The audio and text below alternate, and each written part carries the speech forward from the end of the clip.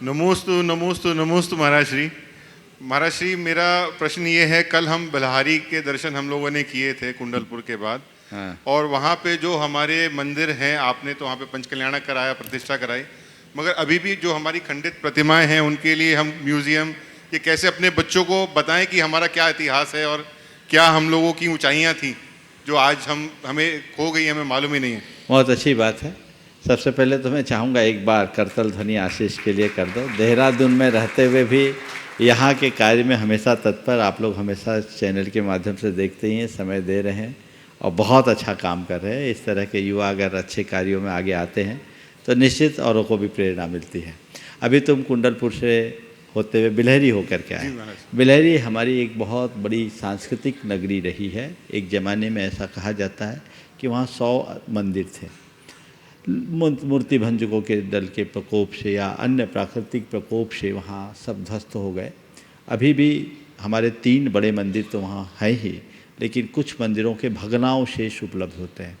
ऐसा कहा जाता है कि वहाँ जहाँ खोदो वहाँ मूर्तियाँ निकलती।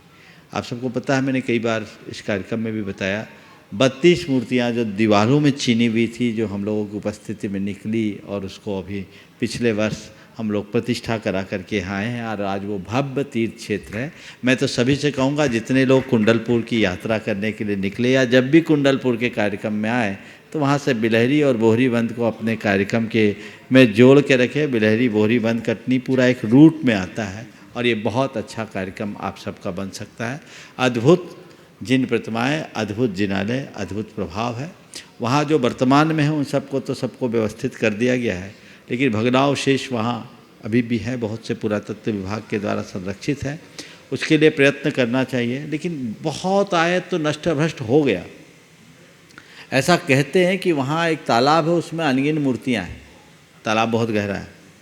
और इसी तरह ऐसा बुजुर्गों ने हमसे बताया कि महाराज यहाँ जो सड़क बनी ना अंग्रेज़ों के ज़माने में, तो ये मूर्तियों के भग्नावशेषों के अवशेष से बनी।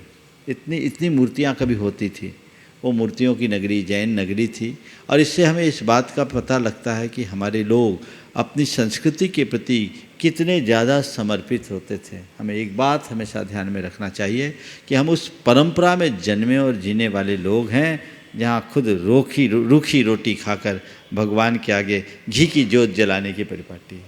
हम रूखी रोटी खाएं पर भगवान के आगे हम घी की जोत जलाते हैं, तो ऐसी जोत जलते रहनी चाहिए। ये जोत जिनके हृदय में जलेगी वही धर्म और संस्कृति की इस मसाल को आगे लेकर चल सके।